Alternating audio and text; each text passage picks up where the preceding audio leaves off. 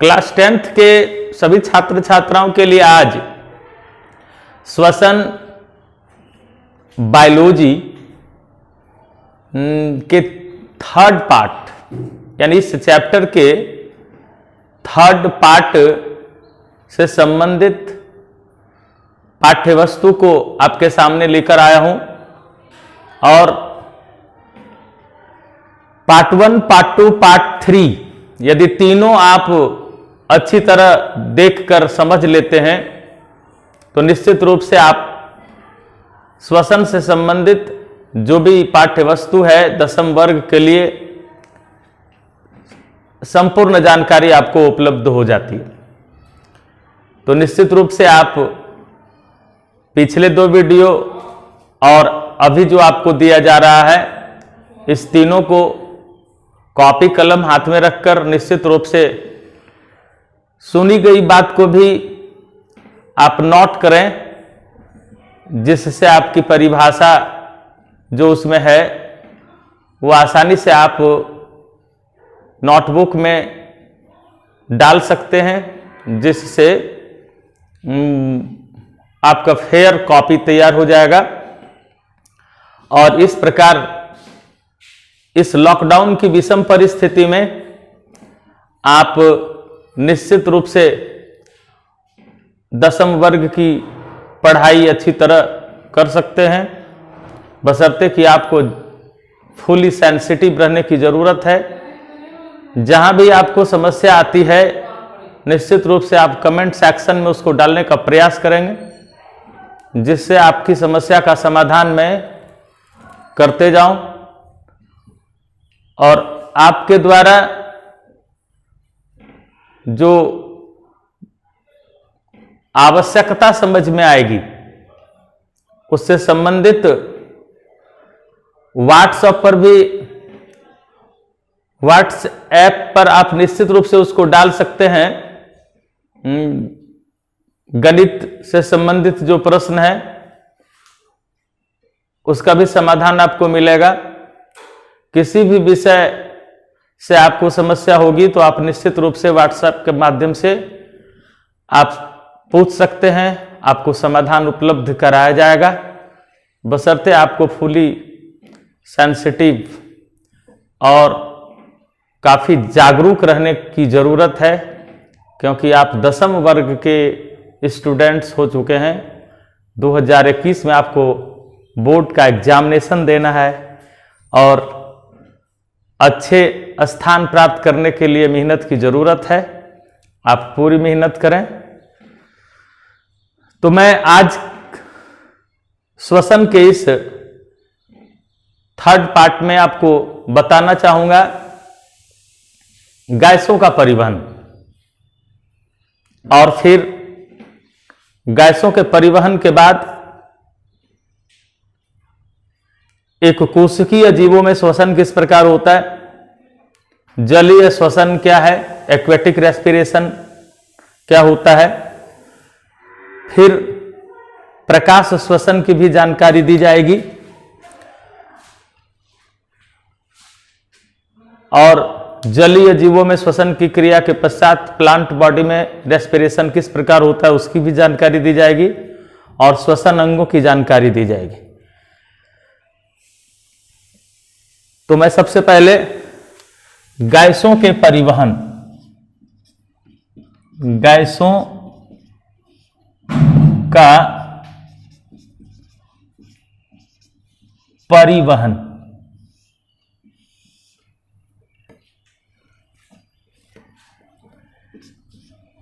ये transport of gases,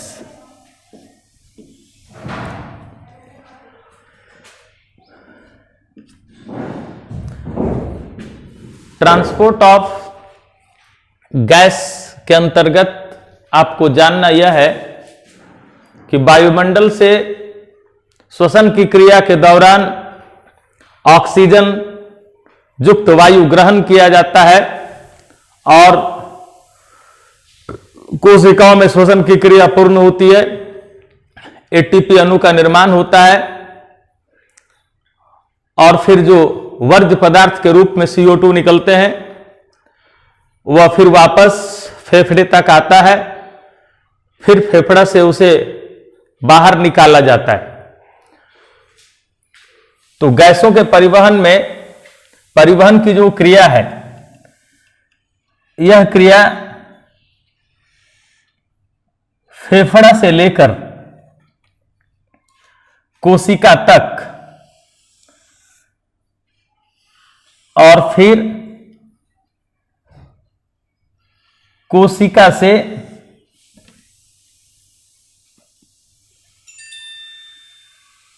वापस फेफड़े तक वायुमंडल से वायु प्रवेश किया।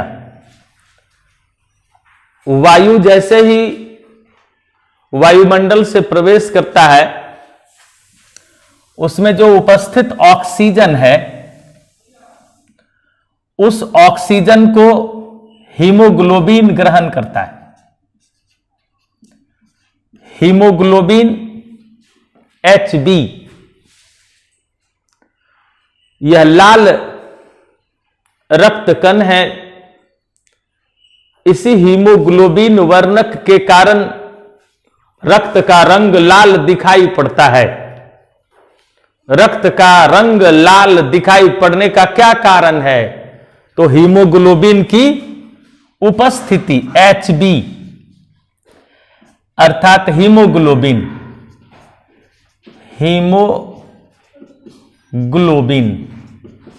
यह लाल वर्णक है। इसके कारण रक्त का रंग लाल होता है। यह हीमोग्लोबिन ऑक्सीजन से जुड़कर ऑक्सी हीमोग्लोबिन बनाया।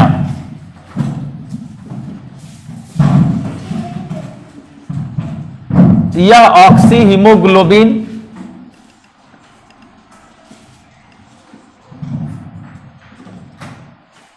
शुद्ध रक्त में धमनी से होते हुए उत्तक तक पहुंचता है।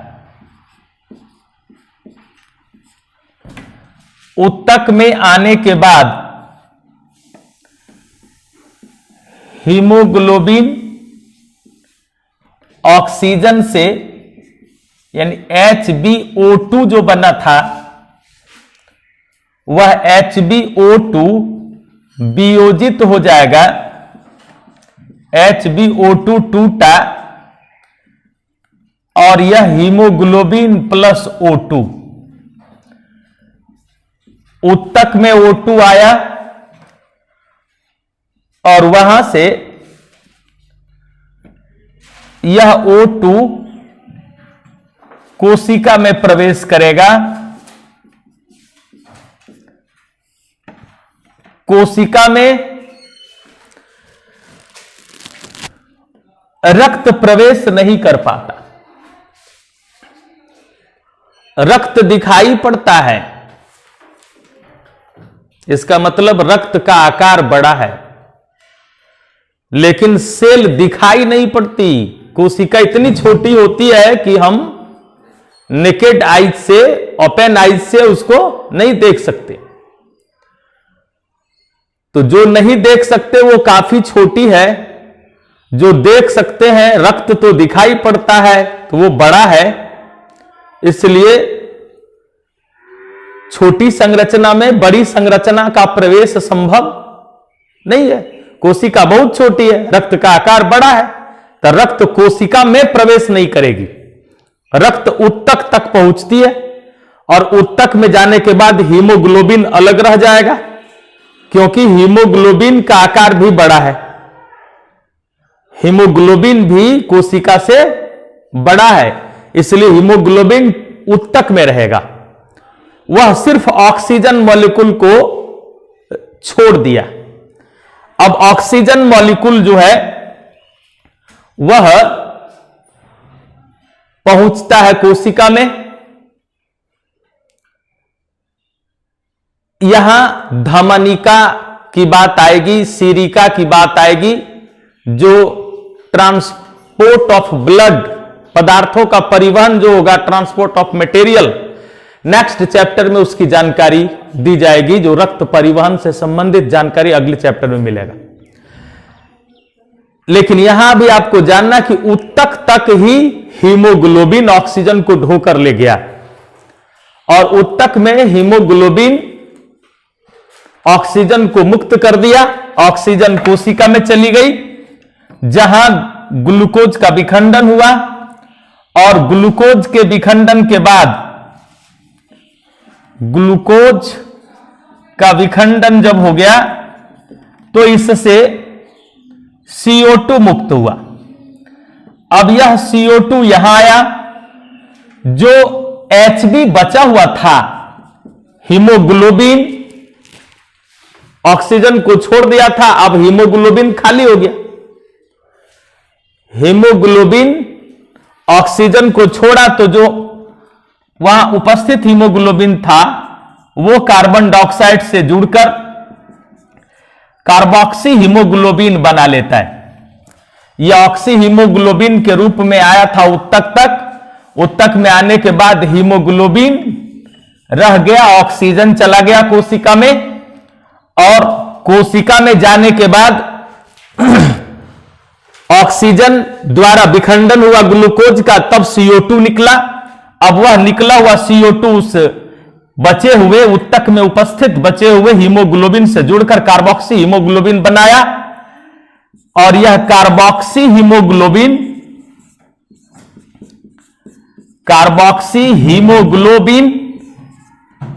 अशुद्ध रक्त का निर्माण किया, यानी रक्त में अशुद्धता आ गई। फेफड़े में हीमोग्लोबिन ऑक्सीजन से जुड़ा कि रक्त शुद्ध हो गया, और वह जैसे ही आया यहां ऊतक में, ऑक्सीजन को छोड़ा, ऑक्सीजन ग्लूकोज को तोड़ दिया, CO2 हीमोग्लोबिन से जुड़ गया, अब वो कार्बोक्सी हीमोग्लोबिन बन गया। अब वह रक्त अशुद्ध हो गया, क्योंकि वो कार्बन डाइऑक्साइड को अब लेकर जा रहा है। अब इस कार्बन डाइऑक्साइड को लेकर गया कार्बोक्सी हीमोग्लोबिन, फिर आया फेफड़ा में। अब HbCO2 आया फेफड़ा में, ये टूटेगा, फिर Hb और CO2 बनाएगा। ये CO2 वायुमंडल में मुक्त हो गया निःश्वसन की क्रिया के दौरान। निःश्वसन में कार्बन डाइऑक्साइड बाहर हो गया, अब जो हीमोग्लोबिन बचा, फिर ये हीमोग्लोबिन ऑक्सीजन को लेगा, ये क्रिया फिर रिपीट होगी। अब इसको हम एक एग्जाम्पल की भाषा में बताया जा सकता है, दूसरे लैंग्वेज में कहा जा सकता है कि हीमोग्लोबिन रक्त में उपस्थित एक वैसी गाड़ी है जो फेफड़ा में शुद्ध पदार्थ के रूप में ऑक्सीजन को लोड करता है। हीमोग्लोबिन रूपी गाड़ी पर ऑक्सीजन लोड हो गया। अब हीमोग्लोबिन ऑक्सीजन को लोड करने के बाद अब उसका नाम हो गया ऑक्सी हीमोग्लोबिन, और हीमोग्लोबिन ढो के ले आया ऑक्सीजन को ऊतक तक। अब ऊतक में ऑक्सीजन को वह हीमोग्लोबिन रूपी गाड़ी अनलोड कर दिया, उतार दिया ऑक्सीजन को। ऑक्सीजन चला गया कोशिका में ग्लूकोज को तोड़ने, और जब ग्लूकोज टूट गया कोशिका में तो वहां कार्बन डाइऑक्साइड निकला, जो कचरा है, जो हानिकारक पदार्थ है, जो ब्लड को अशुद्ध कर देगा। तो उस कचरे को, वो जो गाड़ी खड़ी थी वो तो खाली हो चुकी थी, क्योंकि ऑक्सीजन को वहां अनलोड कर दिया। अब उस खाली गाड़ी पर, यानी हीमोग्लोबिन रूपी खाली गाड़ी पर, वो कार्बन डाइऑक्साइड आकर बैठता है, तो कार्बोक्सी हीमोग्लोबिन बनता है। अब वो वहां से उस कचरे को ढोकर, यानी कार्बोक्सी हीमोग्लोबिन फिर फेफड़ा तक आया अशुद्ध रक्त के रूप में। अब जैसे ही फेफड़ा में आता है, फिर कार्बन डाइऑक्साइड को वो उतार दिया, कार्बन डाइऑक्साइड निःश्वसन के क्रम में वायुमंडल में चला गया। अब जो फिर हीमोग्लोबिन जो वह गाड़ी है, अब इस बार फिर शुद्ध पदार्थ ऑक्सीजन को लोड करेगा, फिर पहुंचाएगा उत्तक तक। उत्तक में फिर शुद्ध को अनलोड कर देगा ऑक्सीजन को, फिर वहां CO2 कचरा को लोड करेगा, फिर फेफड़ा तक आएगा। यह क्रिया लगातार जारी रहती है। इसी को गैसों का परिवहन के नाम से जाना जाता है। मैं इसको स्पष्टतः लिखा देना चाहता हूं कि निःश्वसन की क्रिया के दौरान फेफड़े में प्रविष्ट करने वाली वायु में उपस्थित ऑक्सीजन हीमोग्लोबिन से जुड़कर ऑक्सी हीमोग्लोबिन बनाता है। वह ऑक्सी हीमोग्लोबिन शुद्ध रक्त के रूप में उत्तक तक पहुंचता है। उत्तक में ऑक्सी हीमोग्लोबिन फिर ऑक्सीजन को मुक्त करता है और हीमोग्लोबिन उत्तक में बचा हुआ रह जाता है। वह ऑक्सीजन कोशिका में चला जाता है। कोशिका में ग्लूकोज अणु का विखंडन होता है, जिससे CO2 निकलता है। CO2 वर्ज्य पदार्थ होते हैं, हानिकारक पदार्थ होता है, उत्सर्जी पदार्थ होता है। वह CO2 उत्तक में उपस्थित हीमोग्लोबिन से जुड़कर कार्बोक्सी हीमोग्लोबिन बनाता है। कार्बोक्सी हीमोग्लोबिन अशुद्ध रक्त का निर्माण किया। अब वह अशुद्ध रक्त के रूप में वापस फेफड़े तक लौटता है, जहां फिर वियोजन हो जाती है। CO2 वायुमंडल में निःश्वसन के दौरान निकल जाता है और हीमोग्लोबिन पुनः ऑक्सीजन को लेकर ऑक्सी हीमोग्लोबिन बनाते हुए इस क्रिया को दोहराया जाता है। अतः स्पष्टतः हम कह सकते हैं कि ऑक्सीजन का हीमोग्लोबिन द्वारा कोशिका तक पहुंचना और कोशिका से मुक्त CO2 को हीमोग्लोबिन द्वारा वापस फेफड़े तक लाने की इस संपूर्ण क्रिया को गैसों का परिवहन कहते हैं। गैसों के परिवहन के बारे में पूरी जानकारी दी गई। गैसों का परिवहन एक स्वतंत्र क्रिया है। अब इस क्रिया के बाद आपको जो जानने की जरूरत है वह है श्वसन अंग। विभिन्न प्रकार के श्वसन अंगों के बारे में जानना है। श्वसन अंग के रूप में कौन कौन से अंग होते हैं? रेस्पिरेटरी सिस्टम, श्वसन तंत्र। श्वसन तंत्र विभिन्न अंगों एवं उपांगों से मिलकर बना है, जिसकी सहायता से श्वसन की क्रिया पूर्ण होती है। श्वसन तंत्र, रेस्पिरेटरी सिस्टम।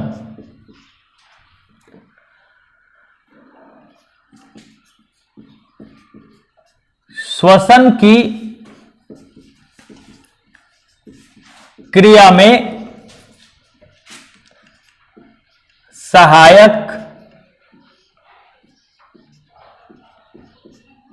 अंग एवं अंगों एवं उपांगों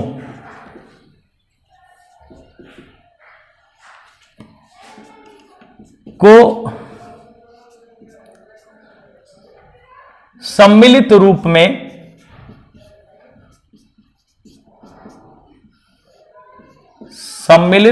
में श्वसन तंत्र कहते हैं।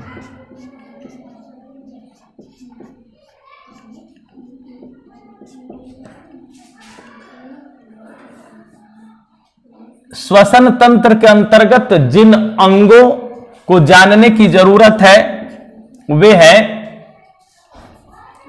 यानी श्वसन अंग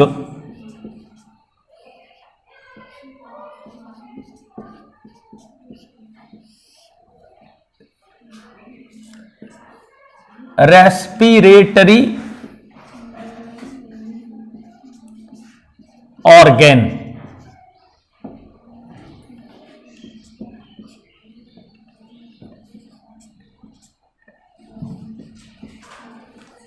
नासा गुआ, नसल कैविटी,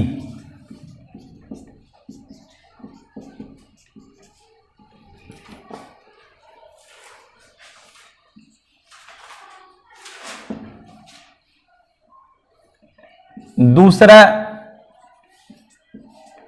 ग्रसनी,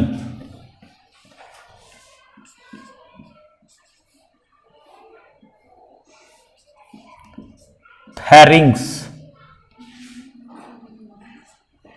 तीसरा स्वर यंत्र,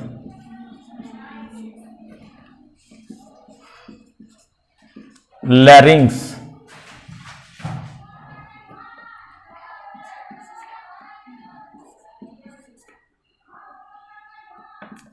श्वास नली,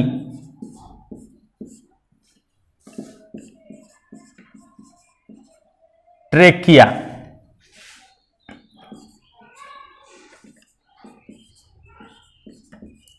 श्वसनी ब्रोंकी,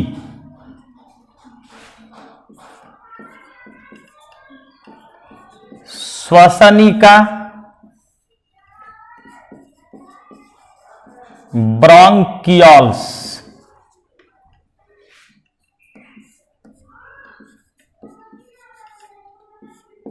वायुकोष्ठ एल्वोली। ये मुख्य 7 हैं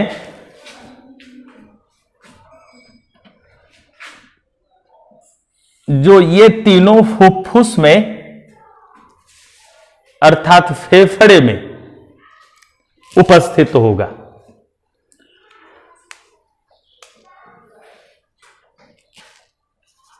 फिर फेफड़ा के बारे में भी,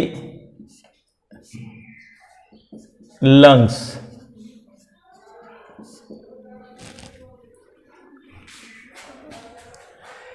नासागुआ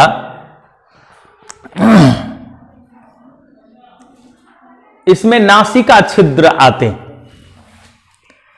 नासागुहा ये नासिका छिद्र है। नॉस्ट्रिल,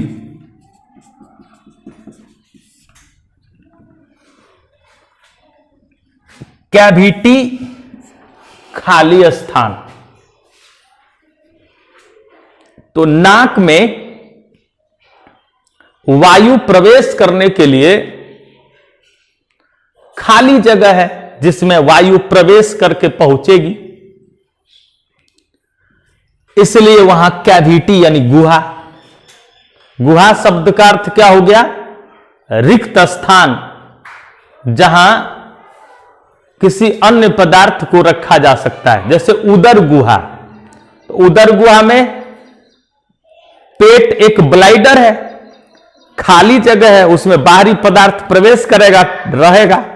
उसी तरह नाक में नासिका छिद्र है और उसमें जो कैविटी है वायु के, बाहरी वायु के प्रवेश करने के लिए अपेक्षित स्थान है। यह नासा गुहा मूलतः 3 भागों में पहले बटेगा। 3 क्षेत्र हैं इसके। तो नासा गुहा के 3 क्षेत्र होंगे।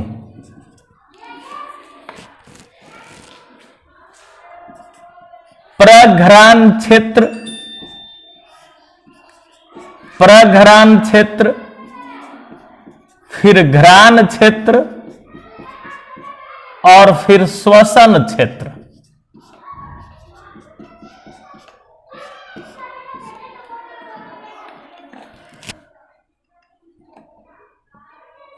प्रघ्राण क्षेत्र नाक का अगला भाग है, जो रोमयुक्त त्वचा जहां पाई जाती है।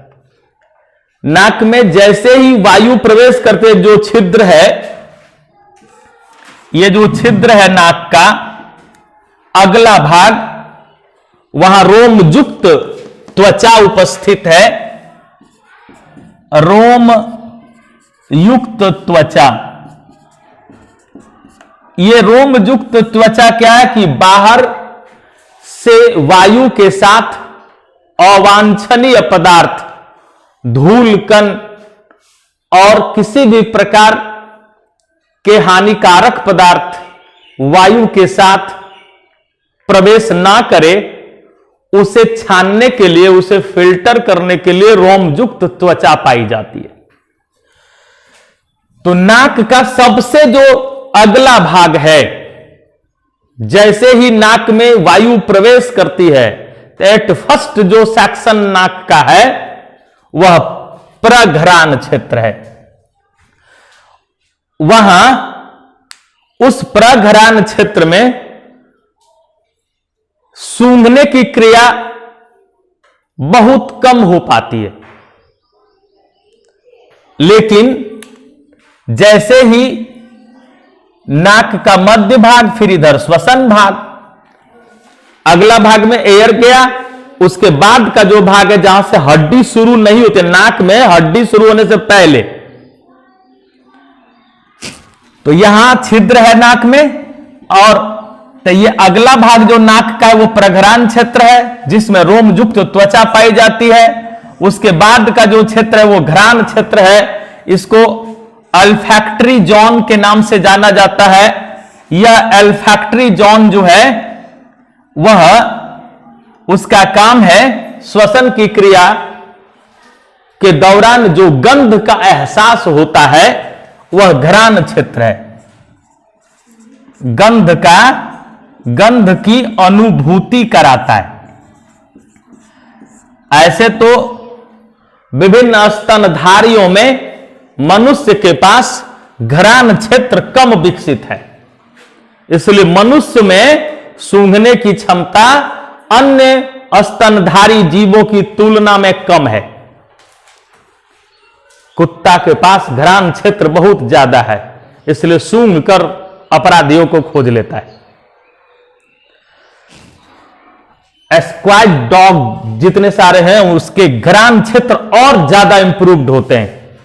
जो जनरल डॉग है और जो एस्क्वायर्ड डॉग है, दोनों में बहुत अंतर उसका, और घ्राण क्षेत्र बहुत ज्यादा होता है। तो घ्राण क्षेत्र जितना विकसित होगा, सूंघने की क्रिया उतनी अधिक होगी।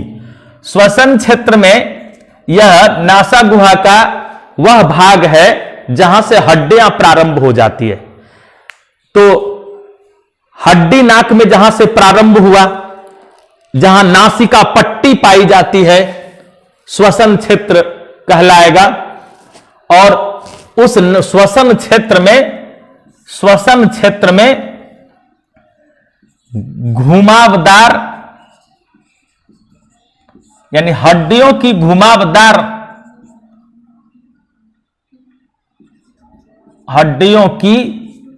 घुमावदार प्लेट होती है,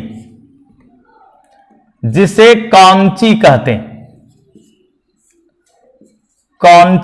इंपॉर्टेंट चीज है, पूछता है, सिलेबस में है, 10th क्लास के सिलेबस का अनुरूप है। कौंची किसे कहते हैं? तो नासा गुहा के श्वसन क्षेत्र में हड्डियों की घुमावदार प्लेट पाई जाती है, उसे कौंची कहते हैं। यहां जो हड्डी है वह कार्टिलेज की है, उपास्थि की बनी हुई है। वह हड्डी जो लचीली हो वही उपास्थि है। कान की हड्डी मुड़ जाती है, नाक की हड्डी मुड़ जाती है, लचीली है, तो फ्लेक्सिबल बोन है, इसलिए यह कार्टिलेज है, उपास्थि की बनी हुई है। नाक की हड्डियां उपास्थि की बनी होती है। यह नासा गुहा स्पष्ट हुआ। इसके बाद ग्रसनी है। ग्रसनी वह नली है जिसमें एयर भी प्रवेश करता है, भोजन भी प्रवेश करता है, पानी भी प्रवेश करता है। तो नासा गुहा से ग्रसनी। ग्रसनी वैसी नली है जो कार्टिलेज की बनी हुई है और वलयाकार नली है। वलयाकार नली होने से पदार्थ आसानी से उसमें सरक पाते हैं, नीचे की ओर गति कर पाते हैं। और दूसरी बात यह है कि वलयाकार होने से जिस समय वो खाली रहता है उस समय दबने से बचता है। रिंग टाइप की जो नली होती है, जिस समय वो खाली रहेगा, जिसमें वहां एयर नहीं रहता है, जिसमें पानी नहीं रहता है, जिसमें कोई पदार्थ नहीं रहता, उस समय वो दब कर सट जाता है, फिर उसको फैलाने में प्रॉब्लम होती। इसलिए वहां घुमावदार यानी वलयाकार कार्टिलेज की बनी हुई वह नली होती है ग्रसनी, जिसमें भोजन भी प्रवेश करते हैं और वायु भी प्रवेश करता है। ग्रसनी के बारे में इसके पहले पाचन तंत्र से संबंधित जो विषय वस्तु थी उसमें ग्रसनी की चर्चा है। अब इसके बाद स्वर यंत्र है। स्वर यंत्र साउंड प्रोवाइड यही से होता है। विभिन्न प्रकार की जो आवाज निकलती है, जो कंपनावृत्ति उत्पन्न होती है, वह स्वर यंत्र उत्पन्न करता है। स्वर यंत्र धीरे धीरे अब आरंभ में स्वर यंत्र की जो पट्टी होती है वो बहुत कंपन करने वाली होती है, इसलिए शुरू में स्वर यंत्र से श्रील साउंड निकलता है, श्रील, और बाद में वही साउंड ग्रेव हो जाता है, यानी पतली आवाज बाद में भारी आवाज हो जाती है। लेरिंग्स लगभग 21 वर्ष जब व्यक्ति की आयु हो जाती है, किसी भी व्यक्ति की आयु जब 21 वर्ष हो जाती है तो उसकी आवाज भारी हो जाएगी, यानी लेरिंग्स जो है उसमें हार्डनेस आ जाता है, उसमें कंपन करने की क्षमता कम होती है। 21 वर्ष से पहले पतली आवाज रहेगी, लेकिन 21 वर्ष से आवाज धीरे धीरे भारी होना शुरू हो जाता है और वह दिखाई पड़ता है। 21 वर्ष के नीचे के लोगों में कंठ उठा हुआ नहीं दिखता, लेकिन 21 वर्ष के बाद वह कंठ उठा हुआ दिखता है, यानी लैरिंग्स इंप्रूव्ड होकर हार्ड होगा और जिससे ज्यादा फ्रीक्वेंसी बनाने में वो सक्षम नहीं होता है। व्यवहार में उसको बोला जाता है कंठ फूटना, यानी 21 वर्ष के बाद कंठ फूटने की क्रिया होती है, मतलब कंठ उभरते हैं। इसके बाद श्वास नली है ट्रेकिया। ग्रसनी के बाद स्वर यंत्र, और जब यहां से अब इधर तो भोजन सामग्री सब अमाशय की ओर जाएगा, लेकिन ये श्वास नली से फेफड़े के तरफ जो नली वायु को पहुंचाती है, हम मुंह से सांस लेते हैं या नाक से सांस लेते हैं, ग्रसनी में वो वायु आती है और ग्रसनी के बाद वह श्वास नली में वायु प्रवेश करेगी। उस समय यहां एक एपिग्लोटिस लगा होता है। एपिग्लोटिस एक शटर के तरह काम करता है।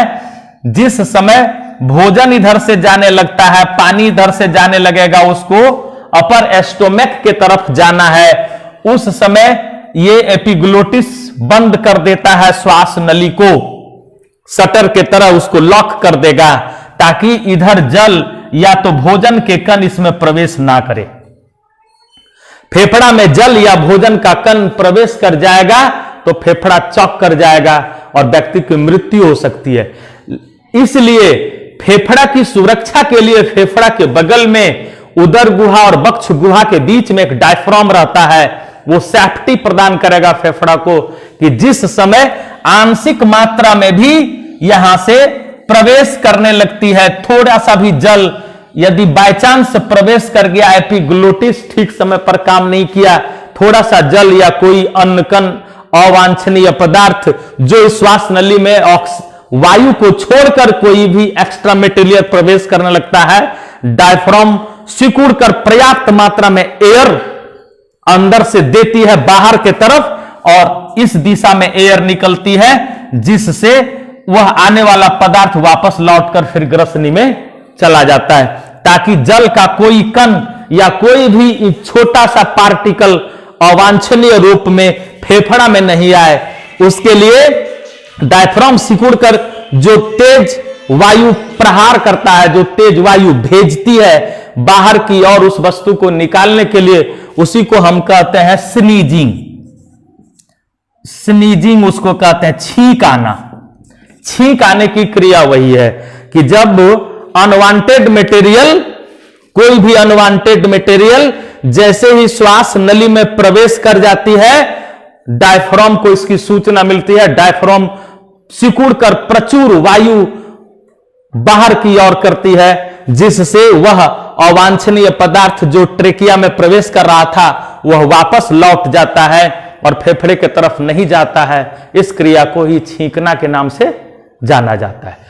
और कभी कभी ऐसी स्थिति होती है कि कुछ जल कण इधर से जब प्रवेश करने लगते हैं तो उस स्थिति में एयर उस जल कण को बाहर कर देती है। उसको हम एक अन्य स्थिति कहते हैं सरकना।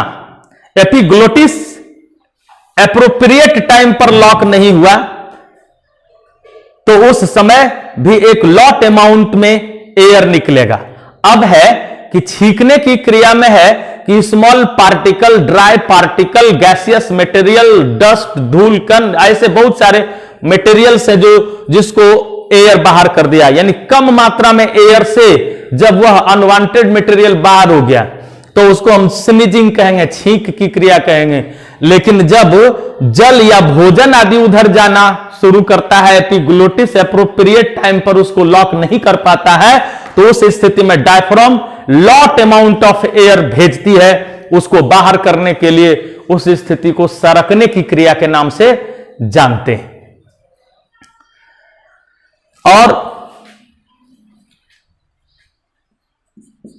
एक और क्रिया है जो है कि ऑक्सीजन, अभी हमने बताया कि oxygen haemoglobin, carbon dioxide haemoglobin जुड़कर कार्बोक्सी हीमोग्लोबिन बनाया। यदि सारे कार्बन डाइऑक्साइड बाहर नहीं निकल रहे हैं और ब्लड में कार्बन डाइऑक्साइड की अधिकता है तो उसके कारण जम्हाई आने की क्रिया होने लगती है। रक्त में ऑक्सीजन उपस्थित रहता है, जो ऑक्सीजन बाहर नहीं निकल पाया उसके कारण आलस्य की स्थिति आएगी और उस रक्त में घुले हुए ऑक्सीजन को बाहर निकालने के लिए एक विशेष क्रिया होती है उसी सिस्टम से, उसी हीमोग्लोबिन के द्वारा होगा, लेकिन लॉट अमाउंट में होगा। और उस कार्बन डाइऑक्साइड, घुले हुए कार्बन डाइऑक्साइड को जो बाहर करने की क्रिया होती है उसी को जम्हाई आना के नाम से जाना जाता है। हाफियाना, जम्हाई आना। अब श्वास नली के बाद अब यहां से श्वसनी ब्रोंकी है।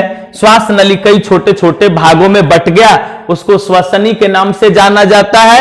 और फिर श्वसनिका, ये श्वसनी भी विभिन्न भागों में बटकर छोटे छोटे संरचना में बटती है, ब्रोंकियल्स कहलाता है।